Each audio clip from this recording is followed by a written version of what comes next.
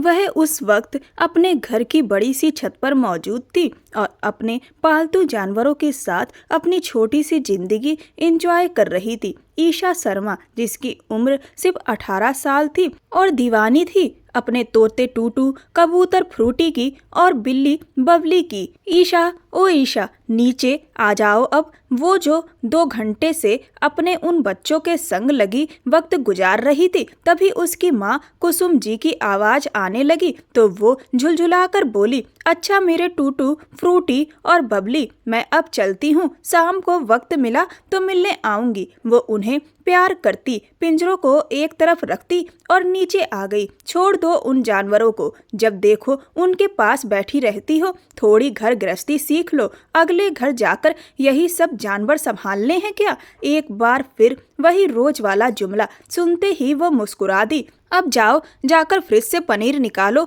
और उसे काट लो। आज मनीष आ रहा है तो उसके लिए खाना तैयार करना है। कुसुम जी जल्दी जल्दी सब्जियों को काटते और मसाले पीसते हुए बोली, अब उनको क्या काम हमसे, वो क्यों आ रहे हैं? फ्रिज से पनीर निकालते हुए ईशा वहीं से बोली, अरे उनके अंकल का घर है, जब जब उनका मन करेगा वो आएंगे। कुसुम जी ने उसे घूरते हुए कहा, अच्छा गुस्सा क्यों हो रही हो, उनका भी तो घर है। ईशा हार मानते हुए बोली, उसके ग्रेजुएशन के पेपर हो चुके थे, अब सिर्फ रिजल्ट का इंतजार था। मनीष बस से उतरते ही कान में लगे हेडफोन्स निकालकर बैग में रखता और तुरंत कैब बुक करवा रहा था। वैसे तो आशीष अंकल से उसका फोन पर ही ज्यादा रिलेशन रहता था, मिलने जुलने का मौका पड़ता भी तो अंकल उनके शहर आकर ऑफिस में ही मिल लेते थे। घर जाने का मौका शायद ही कभी मिलता और आज पहली बार वो उनके घर जा रहा था, क्योंकि उसकी माँ ने सख्ती से कहा हुआ था कि जब तक वह इंदौर में रहेगा अंकल के घर ही रहेगा। आशीष जी उसके पापा के बहुत घनिष्ठ दोस्त थे। उसके पापा की मौत होने के बाद उन्होंने उसके परिवार को काफी सहारा दिया था और आशीष जी की पत्नी कुसुम जी ने उसकी माँ को काफी हौसला दिया था। गेट पर बड़ी सी नेम प्लेट देखकर वो नीचे उतरा। कैब वाले को किराया देकर गेट तक आया। चौकीदार ने पहले से ही इंतजार कर रहे हों जैसे फौरन गेट खोल दिया। उसे थोड़ी हैरानी हुई, अंदर बड़ा ही था कि अचानक किसी अनजान शख्स से टकराकर उसका संतुलन बिगड़ गया और वह पीछे की ओर हटते हुए सीधे ठंडे पानी के पुल में जा गिरा। ईशा ने उस मजबूत कदकाठी वाले सुंदर जवान को पानी में गिरते देखा तो पहले तो हैरान रह गई, पर अगले ही पल ताली बजाते हुए जोर से हंसने लगी। पानी से सिर निकालकर वह जवान लड़का ईशा की ओर देखकर हंसा और उसी नटखट सी लड़की ने सीधे उसके दिल को छू लिया। ईशा की छोटी छोटी बातों पर वह बस उसे देखता ही रह गया। तभी ईशा की तरफ किसी ने चिल्लाकर कहा, मेरे बबल का पैकेट वापस कर दे वरना जान से मार दूंगा। यह ईशा का जुड़वा भाई ईशान था। दोनों भाई बहन हमेशा एक दूसरे से लड़ते रहते थे। ईशान फुल स्पीड से दौड़ा कि कहीं वह लड़की वहां से ना भाग जाए, पर अचानक ईशा एक तरफ हट गई और ईशान खुद ही पानी के फब्बारे में जा फंसा। अब ईशा का हंसना और बढ़ गया। दोनों मूर्खों ने एक लड़की से हार मान ली थी। तभी एक हवाई चप्पल उनकी ओर फेंकी गई। ईशा ने अपने आप को झुकाकर बचाया, चप्पल सीधे पुल में जा गिरी। वाह, फ्लाइंग चप्पल, पहली बॉल पर मैच फिक्स है। ईशा तालियां बजाते हुए माँ की चाल पर दाद दे रही थी। कुसुम जी ने दूसरी चप्पल भी फेंकी थी और चिल्लाते हुए कह रही थी, उफ, इतना हल्ला बंद करो। इतने में ईशान और वह जवान लड़का दोनों पुल से निकल आए। मनीष और ईशान तो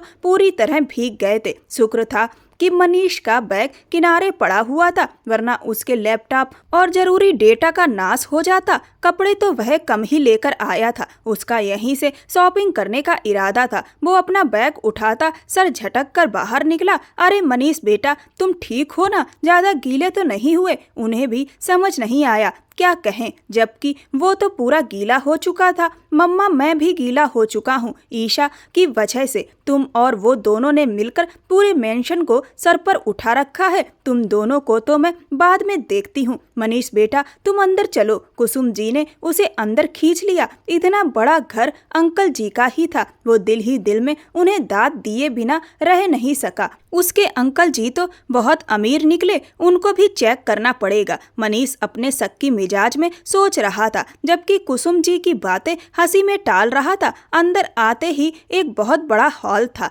जिसके दोनों तरफ से ऊपर की ओर सीढ़ियां जा रही थी। बेटा, इसे अपना ही घर समझो। वो उसे लेकर उसके कमरे तक आई, जो अच्छा खासा बड़ा और आरामदायक था। बेटा, तुम चेंज कर लो, मैं खाना लगवाती हूँ, और बहुत बहुत माफ़ी चाहती हूँ कि यहाँ आते ही मेरी शरारती बेटी ने यह सब कर दिया। जब देखो बच्चों जैसी शरारतें करती रहती है, मैं उसके कान खिंचवाऊंगी। बस तुम दिल में कोई मैल ना लाना। वो अपनी बेटी के बारे में बताती हुई बाहर निकल गईं, जबकि वो गीला होने की वजह से सर तक नहीं उठा पा रहा था। उस लड़की को तो सबक सिखा दूंगा, पर अभी अपनी हालत तो दुरुस्त कर लूं। वो सर झटक कर बाथरूम में घुसा। बाहर शोर सुनकर कुसुम जी गुस्से में बोली, तुम दोनों ने जो मिलकर शरारत की है, उसकी सख्त सजा मिलेगी। कुसुम जी ने उन दोनों को खड़ा करके अच्छी खासी डांट पिलाई। दोनों ही सिर झुकाकर डांट सुन रहे थे।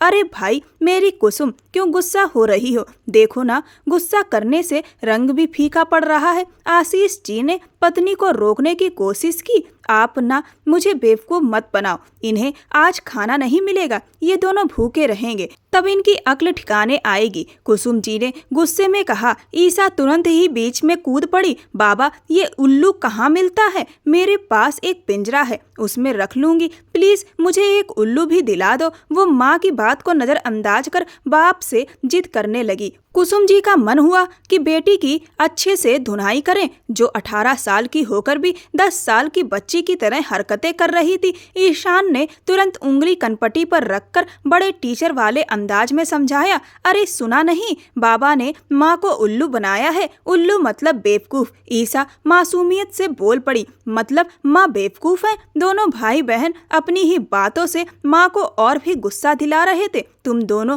बाज आते हो या नहीं? कुसुम जी का ब्लड प्रेशर चढ़ने लगा, जो आशीष जी किसी कीमत पर बर्दाश्त नहीं कर सकते थे। उन्होंने सख्ती से कहा, चलो दोनों अपनी माँ से माफी मांगो, और खबरदार जो दोबारा मनीष को तंग किया। फिर थोड़ा आंख दबाते हुए बच्चों की तरफ इशारा भी कर गए। सॉरी मम्मा, दोनों ने एक साथ बोला। कुसुम जी ने फिर डांट लगाई, तुम दोनों ने बदतमीजी की है। वो लड़का आज ही आया और उसे सीधा पुल में गिरा दिया। बेचारा चुप हो गया। कोई और होता तो मूड खराब कर लेता और जाने क्या क्या उल्टा सीधा सुना देता। ईशा तुरंत बोल पड़ी, मम्मा, वो 6 फुटा आपको कहाँ से बच्चा दिख रहा है? उसकी टोन फिर वही शरारती हो गई। तभी सीढ़ियां उतरते हुए मनीष की नजर अचानक उसी पटाखा सी लड़की पर टिक गई। पिंक रंग की सिंपल सी फ्रॉक सूट पहने वो स्नो वाइट लग रही थी। उसके चेहरे पर अजीब सी मासूमियत थी, और उसी मासूमियत के पीछे ऐसा बला का आकर्षण था कि उसे देखकर वो खुद बेकाबू हो गया।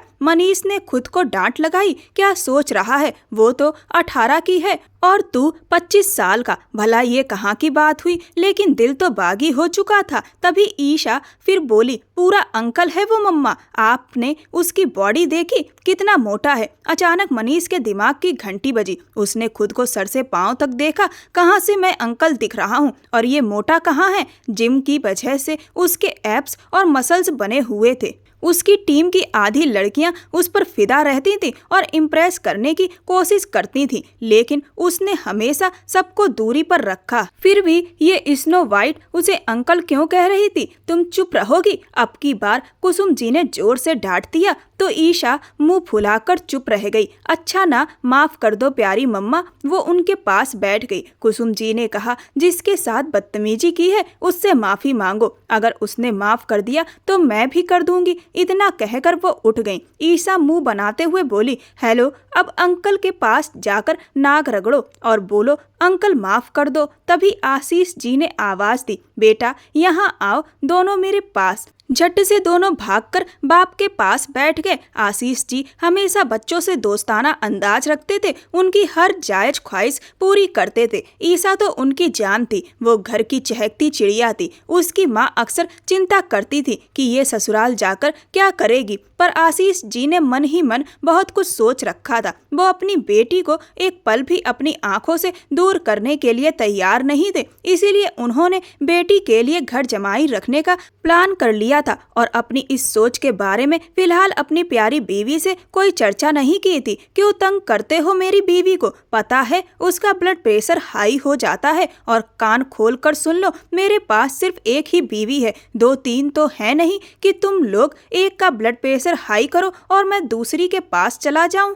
बाबा अपनी दूसरी शादी की बात कर रहे हैं। लगता है अब मम्मा से और डांट खाने वाले हैं। ईशा ने शरारती अंदाज में कहा, नहीं बाबा प्लीज आप दूसरी शादी मत करना। जैसी भी हैं, जैसी भी आदतें हैं, हमें यही मम्मा चाहिए। ईशा और ईशान दोनों मिलकर अपने बाबा को तंग करने लगे। उनकी ऊट पटांग बातें सुनकर मनीष अपने कमरे की तरफ बढ़ गया। उसे अच्छा नहीं लगा कि अब वो उनके फैमिली टाइम में कुछ बोले। ये वक्त सिर्फ उनके अपने लोगों का था। वो गहरी सांस भरता हुआ सर झटक कर कमरे में आया और आधा बिस्तर पर लेट गया। मोबाइल उठाकर गैलरी खोली और अपनी फैमिली की तस्वीरें देखने लगा। उसके पास भी एक प्यारी सी छोटी फैमिली थी। उसकी फैमिली में अब सिर्फ उसकी माँ थी, उसके पिता और 10 साल की छोटी बहन इस दुनिया में नहीं रहे थे। वो उन्हें एक हादसे में खो चुका था। तस्वीर पर उंगलियां फेरते हुए अचानक उसकी आंखें नम हो गईं। वो मंजर फिर से आंखों के सामने घूमने लगे, जिन्हें वो 13 साल बाद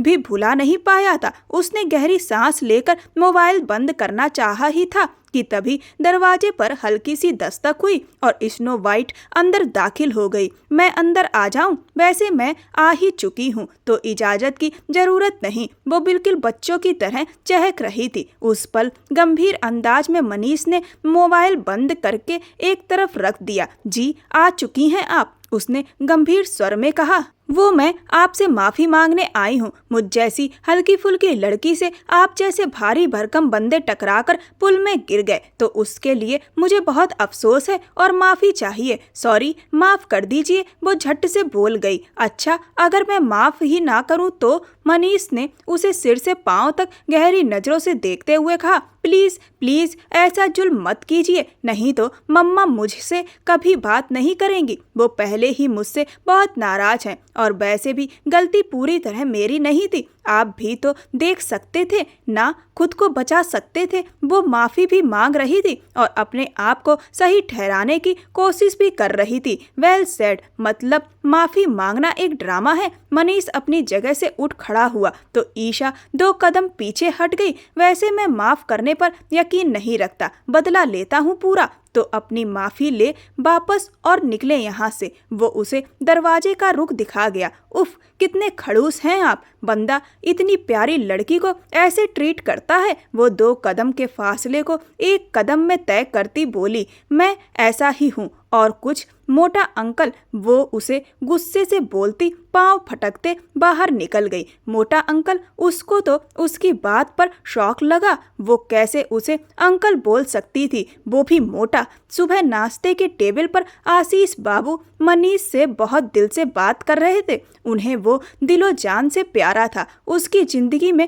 कितनी मुश्किलें आ चुकी थी यह वो अच्छे से जानते थे, लेकिन मजाल था कि मनीष की जुबान पर एक भी शिकवा शिकायत हो। खुश रहो बेटा, खूब कामयाब हो जीवन में। वो उसे कंधे पर थपकी देते हुए उठ गए। उन्हें ऑफिस जाना था, देर हो रही थी। मनीष भी फोन पर किसी को कॉल मिलाता उठ गया। बार बार सिग्नल नहीं मिल रहे थे तो वह फोन के सिग्नल की वजह से छत पर चला गया, लेकिन वहां पहुंचकर वो एक पल को ठिठक कर रुक गया। छत पूरा चिड़ियाघर लग रहा था। ढेरों कबूतर मुडेर पर बैठे दाना चुंग रहे थे। एक तरफ एक बड़ी सी बिल्ली थी जो खूंखार निगाहों से मनीष को देख रही थी। दूसरी तरफ पिंजरे में 2 कबूतर और एक बड़े पिंजरे में तोता था। उसे वो सब सचमुच किसी चिड़ियाघर का मंजर लग रहा था और उन सब के बीच स्नो वाइट सबके साथ इतनी बिजी थी कि उसे एहसास तक ना हुआ कि कोई बहुत ध्यान से उसकी यह छोटी सी चिड़ियाघर की दुनिया देख चुका है। अभी वो उसे कुछ कहता ही कि बिल्ली ने अचानक झपट्टा मारते हुए उसकी ओर कदम बढ़ाए। मनीष वहीं थम गया। तभी ईशा की निगाह उस पर पड़ी। बबली, इधर आजा। वो उसे बहुत प्यार से बुला रही थी और बिल्ली भागते ही ईशा के पांव के साथ चिपक गई। ईशा ने बहुत मोहब्बत से उसे बाहों में उठा लिया। ये सब क्या है? मनीष हैरत से पूछ बैठा। ये मेरा छोटा सा घर है। घर या चिड़ियाघर? वो खिलखिलाई। मनीष ने सर अफसोस से हिलाया। हद है, खबरदार, अगर मेरी इंसल्ट करने की नाकाम कोशिश की तो हम सब बहुत जल्दी बुरा मान जाते हैं। इंसानों का तो पता है, जानवर भी बुरा मानते हैं। पहली बार सुना है, वो सरसरी लहजे में कहता पलटा। ओ हेलो मोटे अंकल, वो उसे पीछे से पुकार गई। मनीष ने माथे पर घूरते हुए उसे देखा। तुम्हारी इस मोटी बिल्ली से थोड़ा ही कम मोटा हूँ। इस बार आप जनाब गए भाड़ में, सीधा तुम पर ही आ गई। ये बिल्ली नहीं बबली है, वो तुनक कर बोली। नाम बबली रखने से बिल्ली इंसान नहीं बन जाती। बिल्ली है तो बिल्ली ही रहेगी, समझी डफर। वो उसका मजाक उड़ाता सीढ़ियों की ओर बढ़ गया। बहुत गुरूर है आपको। एक बार मैंने बिल्ली को आप पर छोड़ दिया ना तो सीधा सीने पर अटैक करेगी। उफ्स, मैं डर गया। वो फिर से उसका मजाक उड़ाता नीचे उतर गया। कल से यह दूसरी बार था जब मनीष दिल से मुस्कुरा रहा था। उसने मन ही मन सोचा, अजीब लड़की है, कैसी उल्टी सीधी बातें करती है। तभी उसका मोबाइल बजने लगा। सर, काम हो गया है, आप कल से ज्वाइनिंग कर लीजिए। गुड, मेरे पेपर्स मेल कर दो, बाकी मैं खुद संभाल लूंगा। उसका अंदाज एकदम संजीदा हो गया था। काम के वक्त वो हमेशा बहुत गंभीर हो जाता था। कोई देख लेता तो यकीन ही नहीं करता कि यही वही शख्स है जो 2 मिनट पहले हंस रहा था। पहले मेरा रिजल्ट देखो, नमूने अपना बाद में देखना। ईशा ने लैपटॉप आगे खींचा। नहीं, पहले मेरा रिजल्ट। ईशान ने भी जिद की।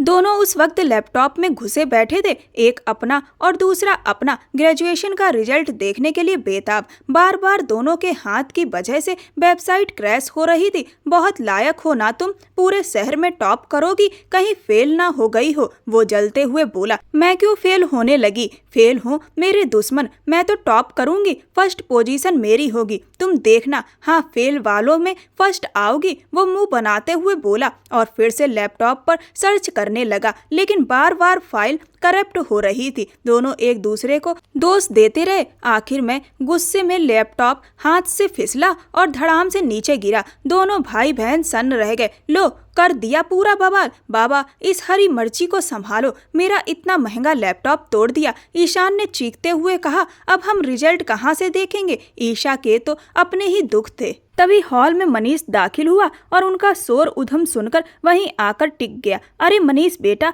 इन दोनों का रिजल्ट तो देखो, कौन किससे आगे निकला है। पता तो चले नई गाड़ी किसको मिलने वाली है। वो भी उन्हें उकसा रहे थे। बाबा, वो मुझे मिलेगी, उस लंगूर को नहीं।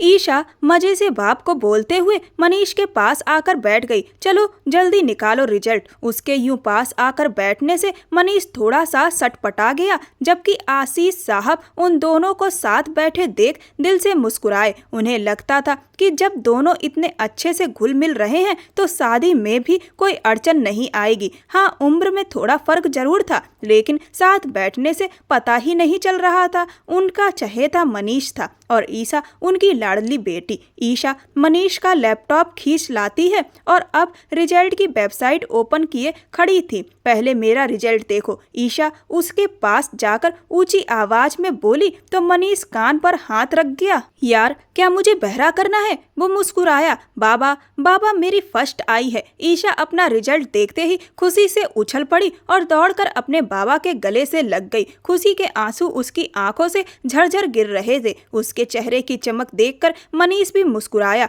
और फिर ईशान का रिजल्ट देखा। वो 2nd डिवीजन में पास हुआ था और अब मुंह फुलाकर बहन को देख रहा था। ईशा ने उसे अंगूठा दिखाते हुए मुंह चढ़ाया, जबकि खुद अब भी बाबा के गले से लगी हुई थी। आशीष साहब का दिल चाहता था कि सारी खुशियां अपनी प्यारी गुड़िया के कदमों में सजा दे। बाबा, गाड़ी इस पगली को ही दिला रहे हो तो मुझे तो छोटी मोटी बाइक ही दिला दो। ईशान की रिक्वेस्ट पर आशीष साहब ठहाका लगाकर हंसे और उसे भी गले से लगा लिया। बेटा, जिंदगी के किसी भी मोड़ पर हारो या जीतो, तुम्हारे बाबा का प्यार कभी कम नहीं होगा। गाड़ी तो मेरी गुड़िया जीत गई है। आशीष साहब ने प्यार से कहा। वाह, तो मेरे ईशान को हैवी बाइक मिल रही है। ईशा नारा लगाते बोली, वाह थैंक यू बाबा, you are the best father in the world. दोनों भाई बहन एक साथ बोले। मनीष ये सब देखकर चुपचाप उठकर अपने कमरे की तरफ बढ़ गया। उसे लग रहा था जैसे यहाँ आकर उसने गलती कर दी हो, कहीं उसकी नज़र इस फैमिली को लग ना जाए। वो हर बार सोचता तो खुद को समझाता। तभी उसकी माँ का फ़ोन आया तो वो अपनी सारी सोच झटक कर फ़ोन उठाता है। मनीष बेटा, मैंने सोच लिया है कि अब मैं तेरी शादी कर दूं। अचानक माँ की ये बात सुनकर वो एक पल को ठिठक गया। माँ फिर से वही टॉपिक, आपको पता है ना मेरा मिशन जब तक पूरा नहीं होता तो करना पूरा, एक खत्म होता नहीं दूसरा तैयार बैठा रहता है। माँ ने उसकी बात काट दी। वो लहजे में ढीला पड़ गया। अम्मा थोड़ा वक्त दे दो, एक काम कर पूरी जिंदगी ले ले। माँ इस दुनिया में नहीं रहेगी तो कर लेना शादी, लेकिन माँ को खुशी मत देना। माँ का लहजा भीग गया। ऐसे मत बोलो यार, मेरे पास आपके अलावा है कौन? वो भर्राई आवाज में बोला। अच्छा बताओ क्या करूं? उसने जैसे हार मान ली। मैं किससे शादी करूं? शादी के लिए लड़की भी तो होनी चाहिए ना, ऐसे ही थोड़े दूल्हा बनकर बैठ जाऊंगा। मनीष ने माँ से कहा, अरे तुम मान लो दुल्हन तो मिल ही गई है। उसकी माँ खुशी से चहकी। क्या? मैं समझा नहीं। मनीष उलझ गया। तुम्हारे अंकल का फ़ोन आया था, कल कह रहे थे कि उन्होंने अपनी ईशा के लिए तुम्हें पसंद कर लिया है। बेटा तुम उन्हें बहुत प्यारे हो गए हो, वो चाहते हैं कि तुम ईशा से शादी कर लो। ईशा से शादी? मनीष को लगा जैसे उसे अचानक से सारी दुनिया की खुशियाँ मिल गई हों, लेकिन अगले ही पल वो बोला, मम्मा उसकी उम्र कम है, 7 साल का फर्क है। बच्चों जैसी हरकतें हैं उसकी। वो माथा मसलते बोला, तो क्या हुआ बेटा, साथ ही वो बेहतर होता है जो मन का अच्छा हो, उम्र से ज़्यादा फर्क नहीं पड़ता। उसकी माँ ने हंसते हुए कहा, अच्छा माँ। मनीष बेबसी से बोला, तो मैं हाँ समझूं? बस अपने दिल से पूछ कर बताओ तुम्हें वो अच्छी लगी या नहीं। माँ कहाँ पीछा छोड़ने वाली थी, अच्छी तो है, मनीष ने बुदबुदाते हुए कहा। उसका नाजुक चेहरा और मासूम अंदाज याद करते ही उसकी धड़कनें तेज हो गईं। बस तय हुआ, मैं तुम्हारे अंकल को बता देती हूँ और कल ही शहर आ जाऊंगी ताकि तुम्हारी और ईशा की शादी करा दें। उसकी माँ खुशी खुशी बोली, मैं लेने आ जाऊंगा। मनीष ने फोन रखते हुए कहा और फिर गहरी सोच में डूब गया।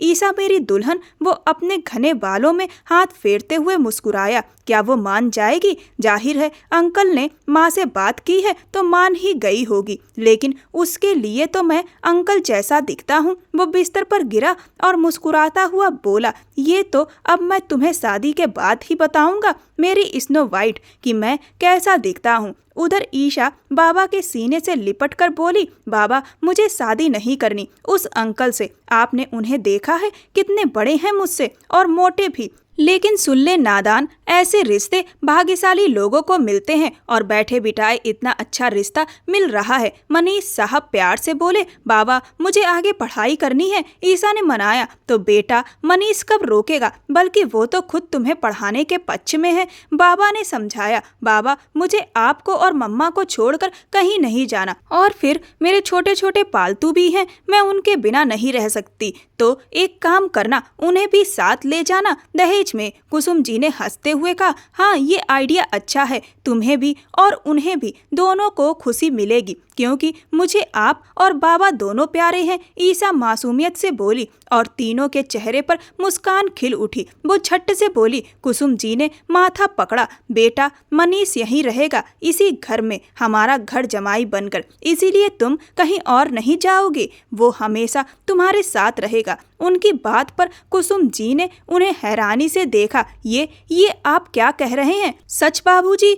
बेटा तुम जाओ, आराम करो, कल इस बारे में बात करेंगे। उन्होंने ईशा को वहां से भेजकर अपनी पत्नी की तरफ ध्यान दिया। देखो इस समय जिस केस पर मनीष काम कर रहा है वो काफी लंबा और पेचीदा है। मुमकिन है कि उसे कई महीनों तक यहीं हमारे साथ रहना पड़े, तो अगर वो परमानेंट भी यहीं रह लेगा तो इसमें हर्ज ही क्या है। वैसे भी मेरा सारा कुछ मेरे बच्चों का है, मैं ये घर ईशा और ईशान दोनों के नाम कर दूंगा। वो बड़े इत्मीनान से बोले। बात ये नहीं कि आप क्या सोच रहे हैं, बात ये है कि मनीष क्या सोचेगा। हमें उसकी मर्जी पूछकर ही कोई कदम उठाना चाहिए। कुसुम जी बोली, फिक्र मत करो, मैं हूं ना, उससे बात कर लूंगा। वो उन्हें अपने करीब करते हुए प्यार से बोले, अरे ये क्या कर रहे हैं, जरा उम्र तो देखिए अपनी, बच्चे बड़े हो गए हैं और आपको अब भी ये सब सूझ रहा है। वो झिझकती हुई बोली, तो इसमें गलत क्या है। उनकी आंखों में शरारत थी। शादी को 19 साल हो चुके थे,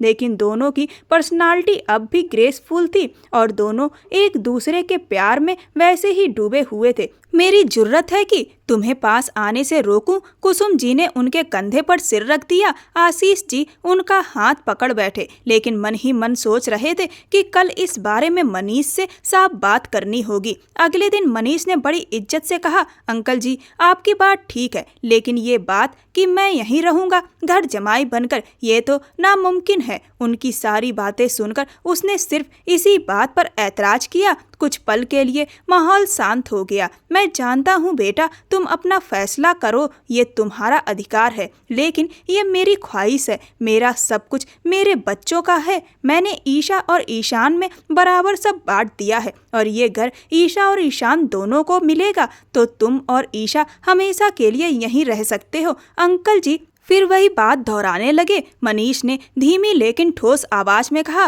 शादी के बाद मैं जहाँ रहूंगा मेरी पत्नी भी वहीं रहेगी। मेरे साथ घर जमाई बनकर रहना मुझे मंजूर नहीं। अंकल जी मान रहे हैं कि हम आप जितने अमीर नहीं हैं, लेकिन अपने दम पर इतना भरोसा है कि अपनी बीवी की हर ख्वाहिश पूरी कर सकूं। वो अपनी बात खत्म करते हुए उठ खड़ा हुआ। यार मैंने कब इनकार किया है, तुम यहाँ ही हो ना। जब तक केस सॉल्व होता है तब तक तो कहीं नहीं जाओगे, फिर जब केस सॉल्व हो जाए तब की बात बाद में देख लेंगे। तो बहुत भरोसा है तुम पर, तुम्हारा साथ चाहिए। क्या मेरे बेटे जैसे दामाद नहीं बन सकते? उनकी बात सुनकर मनीष धीमे से मुस्कुराया। अभी तो आपका बेटा जैसा ही हूँ, लेकिन जब आप बेटी देंगे तो फिर बेटी से पहले दामाद बन जाऊंगा, पर घर जमाई नहीं बनना चाहता। मनीष अब भी अपनी बात पर कायम था। मुझे तुम्हारे फैसले पर गर्व है, लेकिन जब तक तुम्हारी जरूरत है तब तक रुक सकते हो। बाकी आखिरी फैसला तुम्हारा ही होगा। जो तुम चाहो वही सही। अंकल जी ने उसकी बात पर हाँ में हाँ मिला दी और उसे कहा कि ये राज फिलहाल किसी को बताना नहीं। अगले ही दिन सुमन जी ट्रेन के जरिए इंदौर पहुंच गई। मनीष उन्हें रिसीव करके घर ले आया। दोनों माँ बेटा एक दूसरे को देखकर बेहद खुश हुए। सुमन जी को पूरे घर में सम्मान और प्रोटोकॉल दिया गया और रिश्ता तय होने में ज्यादा वक्त नहीं लगा। 1 हफ्ते बाद धूमधाम से शादी का कार्यक्रम रखा गया, जिसमें दोनों का विवाह संपन्न हुआ। इस दौरान ईशान ने ईशा को खूब तंग किया। इतना शरारती अंदाज दिखाया कि शादी वाले दिन 4-5 बार रो पड़ी। ईशा विदा होकर अपने ही घर आ गई। मनीष ईशा के कमरे में शिफ्ट हो गया। उसे अपने केस के सिलसिले में कुछ दिनों के लिए बाहर जाना था। ठीक है बेटा, कामयाब होकर लौटो। जाने से पहले मनीष अपनी माँ से मिला। वो अभी यहीं रुकी थी क्योंकि आशीष साहब उन्हें जाने ही नहीं देना चाहते थे। उन्हें लग रहा था कि वह कुछ दिन यहाँ रहेंगे तो ईशा भी उनके साथ घुल मिल जाएगी। उन्हें लगता था कि मनीष कुछ दिनों के लिए जाए ताकि वह सुमन जी को अपने हक में करके घर से जाने ना दें। मनीष जाने के लिए तैयार खड़ा था। जैसे ही दरवाजे पर हल्की सी नॉक हुई, वह अपने बैग को आखिरी बार देखकर ये सुनिश्चित कर रहा था कि कुछ छूट तो नहीं गया। दरवाजे पर दस्तक हुई और अंदर आने की इजाजत दी गई तो वह ईशान था। कैसे हो मेरे जीजा? ईशान बहुत हंसते खुश अंदाज में बोला। मैं ठीक हूँ, तुम कैसे हो यहाँ? मनीष ने पूछा। वो तुम्हें शादी का तोहफा देने आया था। ईशान ने एक परफ्यूम उनकी तरफ बढ़ाया, जिसे मनीष ने हैरान होकर देखा। गिफ्ट? यह लेडीज परफ्यूम था। मनीष ने अपनी आईब्रो मसली और मुस्कुराते हुए कहा कि यह वाकई सोच समझ कर दिया गया तोहफा है। अरे यह ईसा की फेवरेट खुशबू है, बहुत पसंद करती है, स्पेशल आपके लिए लेके आया हूँ, ईशान ने राजदारी अंदाज में कहा। कैसे लाए? मनीष ने माथा पकड़ते पूछा। उसके रूम से। मनीष फौरन समझ गया। यार आप यह मत सोचो कि कहाँ से कैसे लाया, गिफ्ट तो गिफ्ट होता है, एक्सेप्ट करो। तभी ईशा अचानक कमरे में दाखिल हुई और दोनों का रुख उसकी तरफ बढ़ा। मेरा परफ्यूम कहाँ है? ईशा माथे में बल डालकर पूछ रही थी। कौन सा परफ्यूम? ईशान मुकर गया। ये आपके पास कैसे आया अंकल? ईशा ने जोर से मनीष के हाथ से परफ्यूम खींच लिया। 1 मिनट, पहली बात अंकल मत बोलना, छोटी नहीं हो तुम, और दूसरी बात यह तुम्हारा भाई गिफ्ट लेकर आया था शादी का, मुझे पहले ही आइडिया था चोरी किया होगा। मनीष को भी पहली बार ऐसा चैलेंज मिला। अब तो उसकी शादी हो गई थी और फिर भी अंकल कह रही थी। 1 मिनट, मेरे भाई को चोर कहा? आपकी इतनी हिम्मत? मेरा भाई सब कुछ हो सकता है लेकिन यह चोर नहीं हो सकता, मेरा मासूम भाई है यह। ईशा रोने लगी। ना हाय मेरी शहजादी, मेरी प्यारी बहन, ये भाई तुझ पर कुर्बान, ऐसी हजारों परफ्यूम ले आऊं तुझ पर निछावर कर दूं। ये सब इमोशनल सीन हो रहा था। वैसे मनीष जीजा, आपने अच्छा नहीं किया मुझ पर इल्जाम लगाकर, मैं तो आपको बहुत अच्छा समझता हूँ। ईशान ने बात खत्म की। अब की बार ईशान का रुख मनीष की तरफ हुआ। तुम बाज आ जाओ वरना 2 लगा दूंगा कान के नीचे, उसने मस्करी अंदाज में कहा। ऐसे ही लगा दोगे? मेरा भाई कोई लावारिस नहीं है, उसकी बहन अभी जिंदा है। ईशान को पीछे करते हुए ईशा सीधे मनीष के सामने आ गई। उसका खुद से लड़ना मनीष को बहुत भा रहा था। दोनों ही अफलातून एक साथ खड़े थे और गंभीर नजरों से मनीष को देख रहे थे। मनीष के होठों पर धीमी मुस्कान छाई। आप मेरा मजाक उड़ा रहे हैं? ईशा बोली। हाय, मेरी बहन का मजाक उड़ाया? चलो, ईशान ने 1 मिनट में कहा। तलाक दो। ईशान की बेतुकी बात सुनकर मनीष और ईशा दोनों उसे घूरने लगे। उन्हें लगा ईशान का दिमाग खराब हो गया है, ऐसे कैसे तलाक दे दूं? मनीष सोच में पड़ गया। पागल, ईशा ने सर पीटा। क्यों नहीं दे सकती? ईशा जोश में आ गई। अरे पागल लड़के, तलाक नहीं देंगे। मनीष को ईशान की यह हरकत हजम नहीं हुई। दोनों ही अपनी नटखट हरकतों में उलझे थे और मनीष शांत रहकर इस मस्ती भरे माहौल को देख रहा था। अपनी स्नो वाइट की बात सुनकर मनीष दंग रह गया। अभी 24 घंटे भी नहीं गुजरे थे कि शादी में यह सब आया और यहाँ तलाक की नौबत पहुंच गई। वह खामोशी से उन दोनों के ड्रामे देखता रहा जो बढ़ते ही जा रहे थे। मनीष ने सर पर हाथ मारा। ईशान ने जोश में कहा, ठीक है फिर मेरी तरफ से तुम्हें तलाक तलाक तलाक। मनीष उलझते हुए बोला, यह कौन सा तलाक है? ईशान अपनी बात में फंस गया। यह जीजा साला वाला तलाक है। वह फौरन आगे बढ़ते ईशा का हाथ पकड़कर बाहर ले जाने लगा। 1 मिनट, मनीष ने आगे बढ़कर ईशा का दूसरा हाथ थाम लिया। तलाक तुमने दी है, अब तुम निकलो, मेरी बीवी को यहीं छोड़ कर जाओ। ईशा का दिल इस पर जोर से धड़का। वह मुंह बनाते हुए उसे देख रही थी। मुझे क्यों? शरारत तो सारी ईशान की थी। आप मुझे सजा देना चाहते हैं, इसीलिए रोक रहे हैं ना? उसने बोला। कितनी समझदार बीवी मिली है, मनीष ने सोचा। ईशा झल्लाते हुए बोली, आप हर वक्त मेरा मजाक उड़ाते हैं, जाओ, मैं आपसे बात ही नहीं करती। ईशान का हाथ पकड़ते हुए बाहर निकलना शुरू किया। दरवाजे तक आते आते ईशा ने मनीष को मुंह चिढ़ाया, जिस पर वह जहरीली मुस्कान के साथ रह गया और फिर चला गया। उसके जाते ही घर में एक सूनापन रह गया। शायद ईशा को भी यह महसूस हो रहा था, पर कुछ तो मिसिंग था। वह अपने टूटी फ्रूटी और बबली के साथ समय बिताती रही। हफ्ता पल झपकते ही गुजर गया। जब आशीष साहब ने अपनी चाल चली और सुमन जी को यहीं रोकने के लिए मना लिया। मनीष अपने केस के सिलसिले में घर से बाहर गया। जब लौटा, कामयाबी थोड़ी दूर थी, लेकिन उसे वापस आना पड़ा। कोई नहीं जानता था कि वह क्या करता। सिर्फ आशीष साहब के और मनीष के काम को लेकर उनका सीना हमेशा फक्र से बुलंद रहता था। अगले ही दिन मनीष गेस्ट रूम से ईशा के कमरे में शिफ्ट हुआ। दुल्हन बनी ईशा अपने ही कमरे में सजे बिस्तर पर बैठी थी। यह नाराजगी कब तक कायम रखने का इरादा है, सोचते हुए मनीष उसे देखकर मुस्कुराया और अंदर की गहरी सोच में खो गया। उसने अपनी नाराजगी जताते हुए बिल्कुल ठंडा कर दिया था। घुटनों पर सिर टिकाए बैठी थी। उनकी शादी को 1 हफ्ता होने आया था। मुझे अपने पापा के पास जाना है। मुझे आप जैसे आदमी के साथ शादी नहीं करनी थी और ना ही मैं आपके साथ रहना चाहती हूँ। उसकी आंखों में आंसू झील जैसी गहरी चमक लिए थे और मनीष खुद को उन आंखों में डूबता महसूस करता रहा, सांस तक रोक लेता। मगर उसने गहरी सांस भरकर खुद पर काबू पाया। शादी के बाद क्या शादी नहीं करनी थी? इसका क्या मतलब? स्नो वाइट, उसने नर्म और ठहरे हुए लहजे में सवाल किया। ईशा ने निगाहें झुका ली, लेकिन आंखों को पढ़ने का हुनर मनीष को खूब आता था। मैं यहाँ नहीं रहना चाहती, खासकर तुम जैसे गरीब आदमी के साथ। मैंने कभी शादी का सोचा भी नहीं था। वह अपनी आदत के खिलाफ थोड़ी बदतमीजी से बोली। मनीष की आंखों का रंग बदल गया। ईशा की सांसें थम गईं। ईशा ने खौफ से भरी आंखें मीची हुई थीं। बहुत सख्त हूँ मैं बदतमीजी के मामले में। मुझे नफरत है उन लोगों से जो बदतमीजी करते हैं। उसकी गंभीर लहजे की बात सुनकर ईशा ने अपनी सांस रोक ली। ईशा ने कसकर आंखें मीच ली, लेकिन वह उसे थरथर कांपता देखकर दिलकशी से मुस्कुराया। मगर आपके मामले में यह दिल मेरी भी नहीं सुनता। आप बस पुकार लो। आपकी आवाज की मिठास से यह कान, यह दिल और इस दिल की हर धड़कन बस आपके दिल में समा जाएगी। उसका कोमल लहजा मनीष की धड़कनों को उलझा गया। ईशा बस उसे देख रही थी।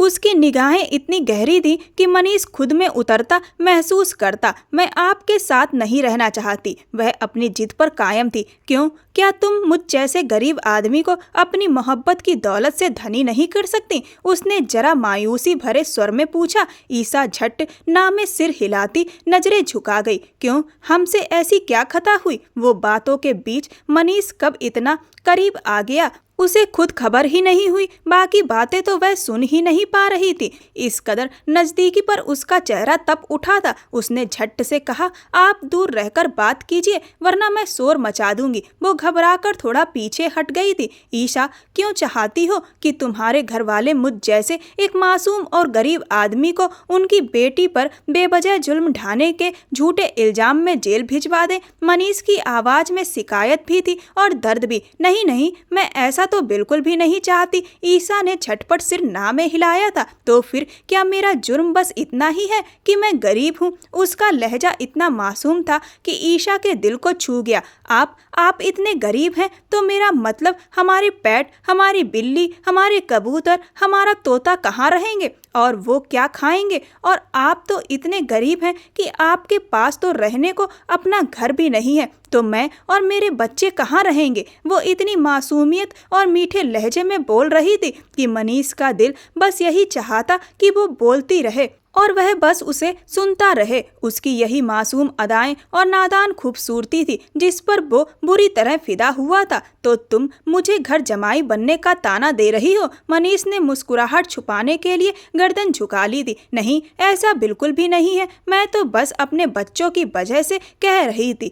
ईशा झट से बोली थी। अरे क्यों फिक्र करती हो? हम और हमारे बच्चे हमारे घर में ही रहेंगे। यह जिम्मेदारी मेरी है। मनीष ने कहा, आपके बच्चे भी हैं? इस बार ईशा की आंखें हैरत से बड़ी हो गई थीं। मनीष को अपनी धड़कनों की रफ्तार तेज होती महसूस हुई। वो अनजाने में उसके करीब आ गया। ईशा के बच्चे मेरे बच्चे होंगे ना, कहकर उसने गाल से गाल छुआ दिया। उसका यह अंदाज उसे सांस रोकने पर मजबूर कर गया। अरे यार, सांस तो ले लो। आज हमारी शादी की पहली रात है, क्योंकि कल सुबह होते ही तुम्हारे घरवाले मुझे जेल भिजवाने की जुगत में लग गए हैं। कहते हुए उसने अपने हाथ से उसका हाथ पकड़ लिया। ना, नहीं, मैं अपने बच्चे आपके साथ हरगिज भी शेयर नहीं करूंगी। ईशा की यह मासूमियत सुनकर मनीष की हंसी छूट गई और वो उसे प्यार से देखता रह गया। लड़खड़ाते लहजे में बोलती वो उसे ठहाका लगाने पर मजबूर कर गई थी। कोई बात नहीं, फिर मैं अपने बच्चे ले आऊंगा। फिर तो तुम्हें कोई ऐतराज नहीं होगा ना? उसके लबों पर शरारती मुस्कुराहट खेल रही थी। ईशा के माथे पर भौएं चढ़ गईं। पहले आप अपने रहने का तो इंतजाम कर लीजिए, फिर लाइएगा अपने बच्चे। उसने मुंह फुलाया और उस वक्त वो बेइंतहा प्यारी लग रही थी। वैसे क्या आपके पास भी मेरे बच्चों जैसे बच्चे हैं? बेड पर आलती पालती मार कर बैठते हुए उसने जिज्ञासा से पूछा। नहीं, मेरे बच्चे तो अभी दुनिया में नहीं आए। अब तुम आई हो तो कुछ अरसे बाद मेरे इंसानी बच्चे भी आ ही जाएंगे। मनीष ने मजे लेते हुए थोड़ा शरारती लहजे में कहा। आपके इंसानी बच्चे? उसने आदतन आंखें पूरी खोलकर इतना मासूम सा सवाल किया कि मनीष मुस्कान दबा गया। बिल्कुल ईशा, अब हम इंसान हैं तो जाहिर सी बात है हमारे बच्चे बिल्ली के बच्चे तो नहीं होंगे। वो पहले तो अनजान सी नजरों से देखती रही, फिर जब बात समझ में आई तो सटपटा गई। उसका मन हुआ कि जमीन फट जाए और वो उसमें समा जाए। मनीष ने ठहाका लगाया और साथ ही उसका हाथ पकड़कर अपनी तरफ खींच लिया। वो उससे टकरा गई। ईशा का गोरा रंग उस वक्त बेहद सुर्ख हो गया था। अब वो उसकी सारी बात समझ चुकी थी। प्लीज छोड़िए, वो घबराई हुई बोली। छोड़ने के लिए तो नहीं आया हूँ ईशा, कहते हुए मनीष ने उसे देखा। ईशा लजा गई, उसकी पलकें भारी होकर नीचे झुक गईं। वो घबरा रही थी पर मनीष समझ रहा था कि वो भी आज की रात के तकाजे समझ रही है। वो धीरे धीरे उसके सजे सवरे रूप को निहारने लगा जो खास उसके लिए ही संवर कर आई थी। अचानक मनीष के दिमाग में ख्याल आया, चलो एक सेल्फी लेते हैं क्या? ईशा ने हैरत से उसकी तरफ देखा। मनीष मोबाइल उठाकर कैमरा ऑन करने लगा। अरे यह तो मेरा मोबाइल है, वो झट से बोली। क्या आपके पास मोबाइल भी नहीं है? उफ, कितने गरीब हैं आप। वो माथे पर हाथ मारकर हंसते झुलझुलाते हुए बोली।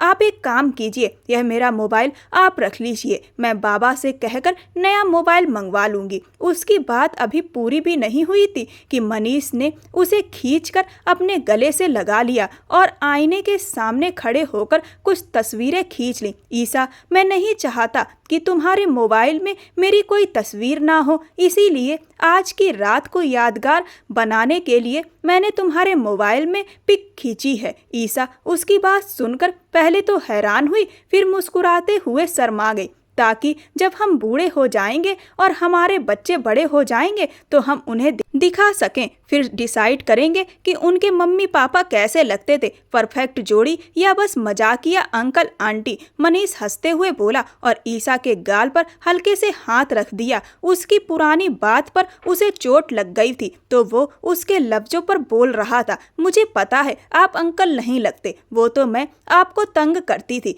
ईशा ने सर झुकाकर कबूल किया। जानता हूँ, लेकिन आज मुझे भी थोड़ा तंग करने की इजाजत है। मनीष ने मुस्कुराते हुए कहा।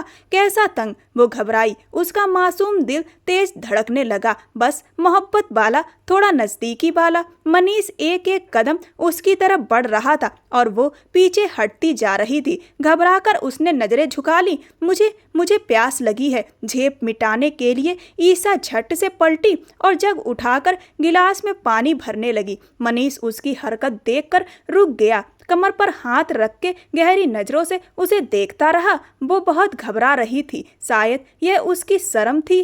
उम्र 19 की थी, छोटी तो नहीं लेकिन मासूमियत अब भी बाकी थी। मनीष उसे आहिस्ता आहिस्ता रिलैक्स करना चाहता था। आखिर वो उसकी स्नो वाइट थी, उसे तकलीफ थोड़ी ना देनी थी। अच्छा सुनो ईशा, इधर आओ मेरे पास, तुम्हारे लिए कुछ है। मनीष ने सोफे पर बैठते हुए बहुत प्यार से पुकारा। क्या है? उसने उत्सुकता से पूछा। पास आओ फिर बताऊंगा। वो वहीं से झिझकते हुए देखने लगी, लेकिन उसकी गहरी मोहब्बत भरी नजरें उसे खींच लाईं।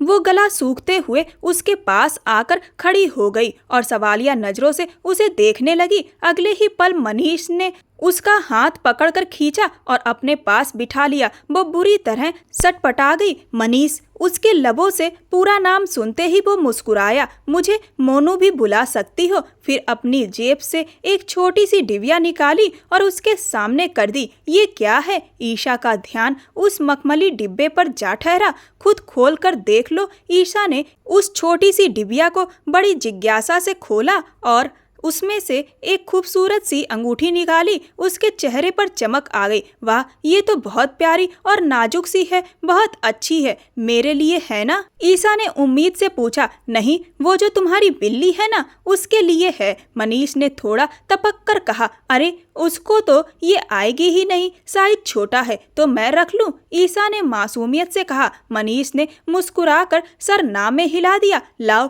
मैं पहनाता हूँ। मनीष ने उसके हाथ से डायमंड रिंग ली और बहुत नरमी से ईशा की नाजुक सी उंगली में पहना दी। वो अंगूठी उसके हाथ में एक अलग ही चमक दिखा रही थी। एक पल को दोनों की नजरें एक दूसरे पर टिक गईं। तुझे प्यार से देखने वाला, तुझे अपना समझने वाला बस एक दिल है, एक दिल ही तो है, मनीष बुदबुदाया। ईशा घबराई सी उसे देख रही थी और फिर अपनी आंखें मीच ली। मनीष अब लाइट ऑफ करने जा रहा था कि वो हड़बड़ाकर बोली, मनीष प्लीज अंधेरा मत कीजिए, मुझे डर लगता है, मैं हूं ना तुम्हारे पास। मनीष करीब आकर धीमी सी फुसफुसाहट में बोला। ईशा की सांस गले में अटक गई। पहली बार दोनों उस लम्हे से गुजर रहे थे। दोनों के लिए यह एहसास बिल्कुल नया और अनछुआ था। मनीष उसकी दुनिया पर साया बनता बहकता चला जा रहा था और ईशा भी अपने दिल को संभालते संभालते आखिरकार हार मान गई और मनीष के रंग में रंग गई। इसी बीच कहीं और शहर के एक आलीशान बंगले में कोई और शख्स फोन पर बात कर रहा था। नामुमकिन है, मैंने परफेक्ट खेल खेला है, खुद को पूरी तरह सिक्योर कर चुका हूँ, मुझ तक वो पहुंच ही नहीं सकते। वो आदमी बहुत घमंड भरे लहजे में बोला। दूसरी तरफ से आवाज आई, सर घेरा तंग हो चुका है, कभी भी आपके अरेस्ट वारंट जारी हो सकते हैं। यह सुनते ही उसके चेहरे का रंग उड़ गया। गुस्से में उसने फोन काट दिया। नामुमकिन, अगर वो मुझे गिरफ्तार करेगा तो मेरी बेटी से हाथ धोना पड़ेगा। उसने सिगरेट सुलगाई और सख्त अंदाज में सोच में डूब गया। उसकी प्लानिंग बहुत लंबी थी मगर पूरी तरह फुल प्रूफ नहीं थी। इसी वजह से वो परेशान भी था। इधर सुबह से ईशा अपने बालों के साथ उलझी हुई थी और उधर उसका पिता अपने गहरे राज और साजिशों में फंसा बैठा था। सुबह का वक्त था। मनीष टहलने के लिए कमरे से बाहर चला गया था और अब तक लौटा नहीं था। उधर ईशा नहाने के बाद से अपने उलझे बालों से जूझ रही थी। भूख भी लगी थी, नाश्ता करना था मगर बाल किसी कीमत पर संभल नहीं रहे थे। जाने किस बात का गुस्सा था जो वो अपने बालों पर उतार रही थी। तभी अचानक जोर से दरवाजा खुला और मनीष अंदर आया। ईशा ने चौंक कर उसे देखा। उस वक्त मनीष का चेहरा बेहद संजीदा था। वो बिना कुछ कहे सीधा उसके पास आया और बस 2 इंच की दूरी पर खड़ा होकर उसके हाथ से कंघी ले ली, फिर खुद उसके बाल संवारने लगा। ईशा एक पल को बिल्कुल गुमसुम रह गई। क्या हुआ? ऐसे क्यों देख रहे हो? उसके संजीदा और धीमे लहजे ने ईशा का दिल कसकर दबा दिया। आप बदले बदले से लग रहे हैं, उसने हौले से कहा। मनीष ने उसे कुछ कहने नहीं दिया, बस उसका चेहरा आईने की तरफ मोड़ दिया और उसके बाल बनाने लगा। नहीं, बदला नहीं हूँ, बस कुछ सच सामने आए हैं जिनसे सहम गया हूँ। वो जैसे ख्यालों में डूबा हुआ बोला।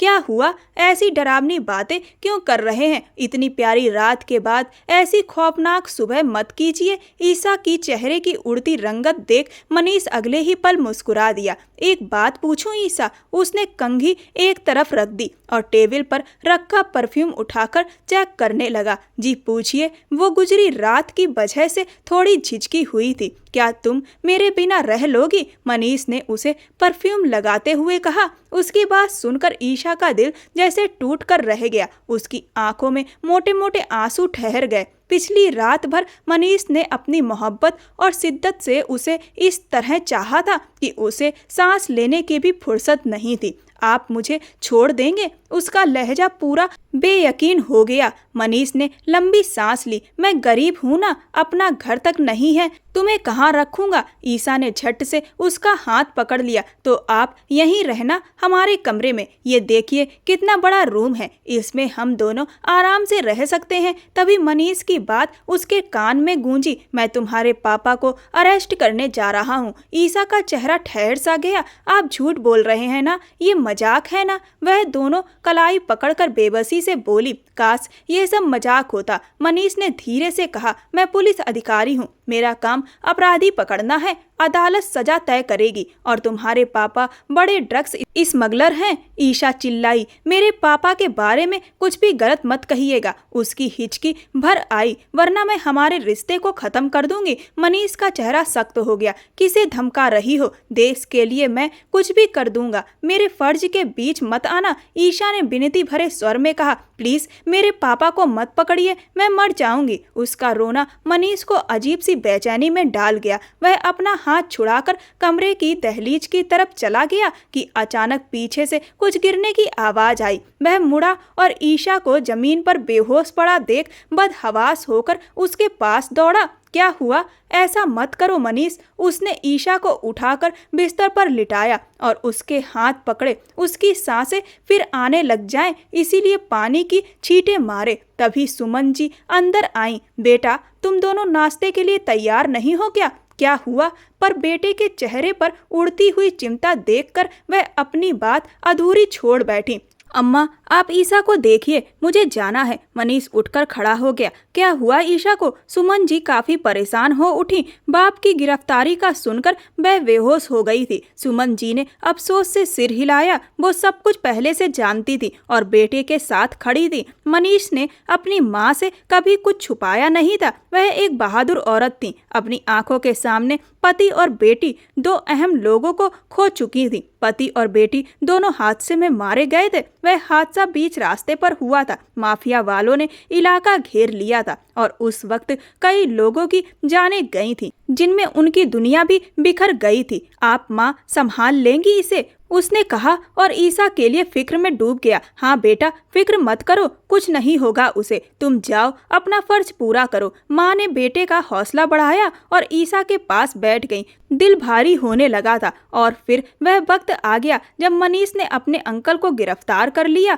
उस पल घर में कयामत सी टूट पड़ी। आशीष जी को यकीन ही नहीं हुआ कि मनीष ऐसा कर सकता है, पर मनीष एक ईमानदार पुलिस अधिकारी था और अपने फर्ज के लिए कुछ भी कर सकता था। वो जेल में आशीष जी से मिलने गया। आशीष जी को 10 साल की सजा सुनाई गई थी। उनके कंधे झुके हुए थे, पर चेहरे पर एक अजीब सी शांति थी।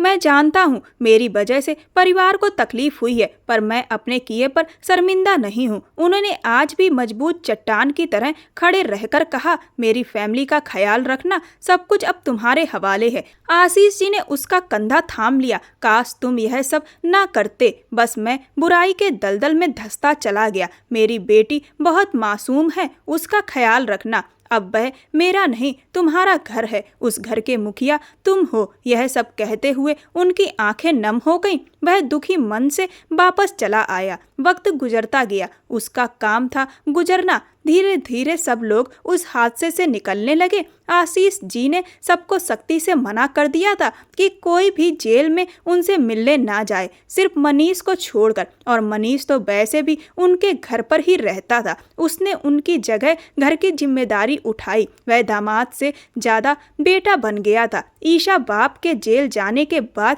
पहले जैसी हंसमुख नहीं रही, लेकिन अब वह काफी समझदार और मैच्योर हो गई थी। दूसरी तरफ ईशान को पढ़ाई के लिए कुसुम जी ने विदेश भेज दिया था। मनीष और ईशा के रिश्ते अब काफी ठंडे हो चुके थे। इसके बावजूद मनीष उसका हर तरह से ख्याल रखता रहा। वह उम्मीद से थी तो उसका हर नखरा उठाता। ईशा उससे नाराजगी से बात तक नहीं करती, लेकिन फिर भी मनीष उसे अकेला नहीं छोड़ता था। 1 साल बाद ईशा ने एक चांद सी बेटी को जन्म दिया। मनीष जब अपनी बच्ची को गोद में भरता तो रो पड़ता। अस्पताल में सभी लोग मौजूद थे। ईशा बेहोशी की हालत में थी। कितने दिनों के बाद घर में खुशी लौटी थी। उन लम्हों में कुसुम जी ने हिम्मत से काम लिया, बेटी को भी संभाला, समझाया और दामाद बेटी के रिश्ते को सही करने की पूरी कोशिश की, जिसके लिए मनीष उनका आभारी रहा। ईशा कहाँ हो? निशा कब से रो रही है, तुम सुन नहीं रही? मनीष कमरे में आया तो बेटी को रोता देख तुरंत पास गया और गोद में उठा लिया। इतने में ईशा भी तैयार होकर बाहर आई। आज निशा पूरे 2 महीने की हो गई थी और मनीष दोनों को लंच पर ले जाने की जिद कर रहा था, जिसके लिए ईशा ने बड़ी मुश्किल में हाँ की थी। मैं बस तैयार हो रही थी, धीरे से बोलते हुए उसने मनीष की तरफ देखा और झट से पलकें झुका ली। इतना समय बीत गया ईशा, क्या अब भी नाराज हो? मनीष उसके पास आते हुए पूछ रहा था। यह सुनकर ईशा की आंखें आंसुओं से भर गईं। मनीष ने तुरंत उसे गले से लगा लिया। दोनों इतने दिनों से एक दूसरे से दूर थे। ईशा अब थक गई थी इस जंग से। उसे बस अपने पति के सहारे में रहना था और मनीष तो हर वक्त उसे अपने पास रखना चाहता चाहता था क्योंकि उसका दिल तो सिर्फ ईशा का था। मनीष ने कहा कि ईशा, अगर अंकल की जगह यह अपराध मेरे पापा ने भी किया होता तो मैं एक पुलिस वाला होने के नाते कानून का साथ ही देता। मैं तुम्हारा दर्द समझ सकता हूँ, लेकिन तुम भी तो समझो कि मेरा फर्ज इस देश के लिए बहुत महत्वपूर्ण है। ईशा जोर जोर से रोने लगी और बोली कि मैं जानती हूँ कि तुमने कुछ भी गलत नहीं किया, लेकिन वह मेरे पापा थे और मैं उनसे बहुत लगाव रखती थी, इसीलिए उनका जेल जाना मुझसे बर्दाश्त नहीं हो पा रहा। लेकिन मैं समझती हूँ उन्होंने गलत काम किए जो उन्हें नहीं करने चाहिए थे, और अब उन कामों की सजा तो मिलेगी ही, और अच्छा है कि वह सजा काटने के बाद फिर कभी इस तरीके के काम ना करें। जरूरी नहीं जैसा दिखता है वैसा ही सच हो और हर जुर्म की सजा तुरंत मिले, यह भी जरूरी नहीं। मनीष ने एक ईमानदार पुलिस अफसर की तरह अपना फर्ज निभाया, वहीं एक अच्छा पति और दामाद भी साबित हुआ और अपने परिवार को हर कदम पर संभाला।